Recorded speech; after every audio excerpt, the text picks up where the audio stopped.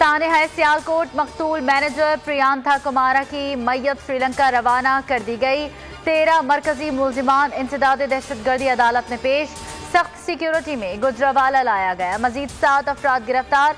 मरकजी मुलजिमान की तादाद 26 हो गई। मजमूई तौर पर 131 गिरफ्तारियां हो चुकी हैं।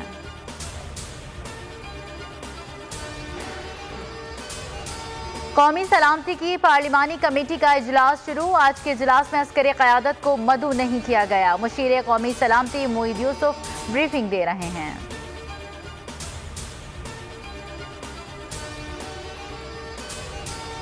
राना शमीम का नाम ECL में डालने से मुतालिक दरख्वास्त नाकाबिल समाअत करार। इस्लामाबाद हाई कोर्ट ने महफूज फैसला सुना दिया। चीफ जस्टिस अतहर मिनुल्लाह ने रिमार्क्स दिए। नाम डालने और फरीक बनने की दरख्वास्तें मुस्तरद की जाती हैं।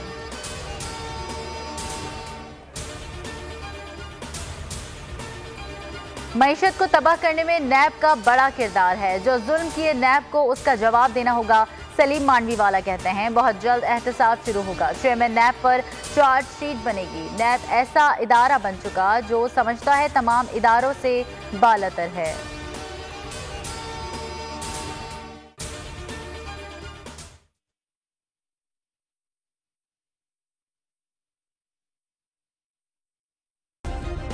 सब्सक्राइब करें और बेल दबाएं ताकि कोई खबर रह न जाए।